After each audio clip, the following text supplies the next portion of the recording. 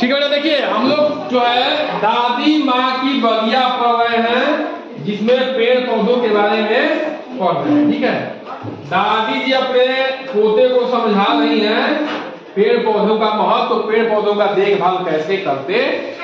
उनका पोता विशाल है, तो अभी बहुत कुछ पढ़ चुके हैं, निराई गुड़ाई से लेके, ठीक है, खाद तक पढ़ चुके हैं। ठीक है, अब आज देखिए तो क्या पढ़ रहे हैं कि पेड़ पौधों से क्या मिलता है। देखिए बेटा ध्यान समझिए, एकदम ध्यान दीजिए। विशाल पूछ रहा है कि दादी जी पेड़ पौधों से हमें क्या मिलता है।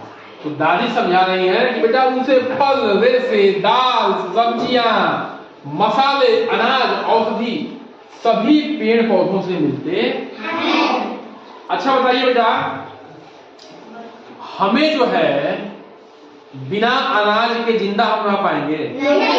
मानव जाति हो या कोई जानवर हो, ठीक है, बिना पेड़ पौधों के जीवन संभव नहीं है। ठीक है ना।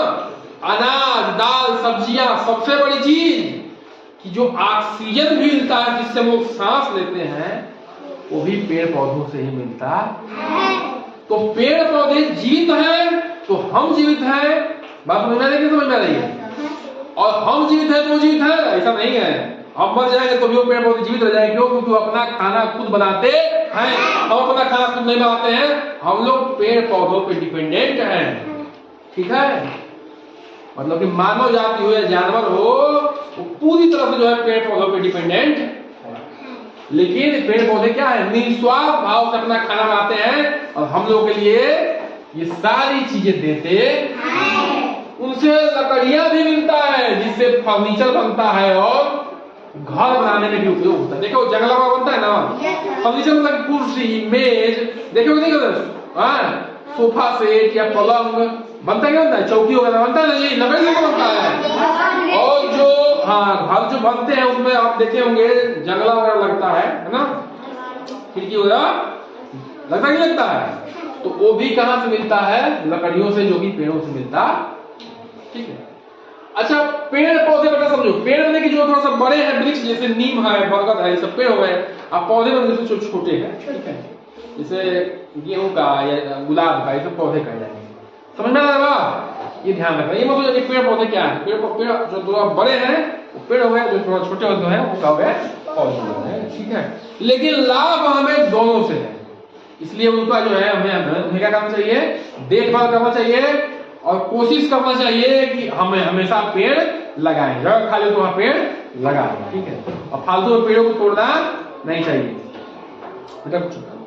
ठीक है, अगला प्रश्न क्या है, अगला प्रश्न यह है कि विशाल कहा कि मौसमी फूल किसे कहते हैं। अच्छा, मौसमी फूल जो फूल होते हैं वो भी तो पेड़ पौधों से मिलते हैं। अच्छा ध्यान समझो बेटा, कोई लोग देखे होंगे थोड़ा बहुत फूल लगा दिया चढ़ाने वहाने के लिए, ठीक है, हाँ मंदिरों में। अरे तो सुन लीजिए, यहाँ पे सुन लीजिए, बाद में लिखिएगा। और जो फूल होते हैं उनकी खेती होती है बहुत ब्रॉड लेवल पे, कोई 10 बीघा किया है, कोई 50 बीघा किया है, कोई 20 बीघा किया है ना। उन फूलों को जो है क्या किया जाता है, बेचा जाता है। किस काम में, अभी हम लोग पढ़ेंगे उस काम में फूलों का प्रयोग होता है। ठीक है, चलिए ठीक है।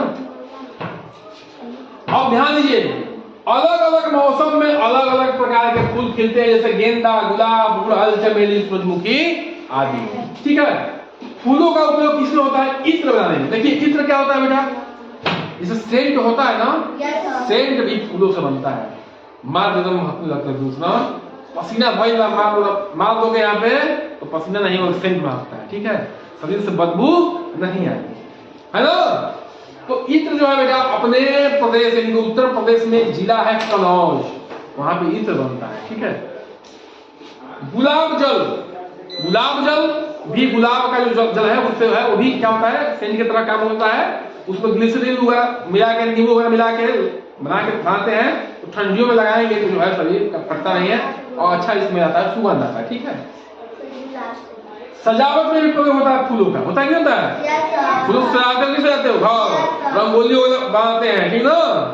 और जब शादी वगैरह होती है तो देखे हो दूल्हा की गाड़ी पे सजावट होती है, जयमाला में फूल लगता है ना जी, हाँ, या कोई पूजा वगैरह होगा वहां भी लगता है। अब माला बनता है, जब जयमाला में माला देखे हो, उसमें फिर कोई अतिथि आया तो उसको भी माला पहना के स्वागत किया जाता है। ठीक है। केवड़ा भी एक प्रकार का सेंट है जो खाना वगैरह में डाला जाता है। ठीक है, खाने में सुगंध आता है। ठीक है, पुलाव खाने में कितना सुगंध आता है पुलाव। अच्छा, इसलिए डाला जाता है, देखो इसलिए भी डालते हैं सेंट कि सुगंध से मन भर जाता है। ठीक है, ज्यादा खा नहीं पाओगे, है ना, इसलिए वो डाल देते हैं, दिमाग लगाते हैं। बड़ा बढ़िया मौका था, और सुगंध से मन भर जाता है। ऐसा लोग कहते हैं, हमने तो ऐसा भाई एक्सपेरिमेंट नहीं किया है, लेकिन लोग कहते हैं कि मन भर जाता है सुगंध। ठीक है, चलिए बेटा इसको क्या करिए, इसको नोट डाउन करिए और इसको पढ़ने की कोशिश करिए। चलिए।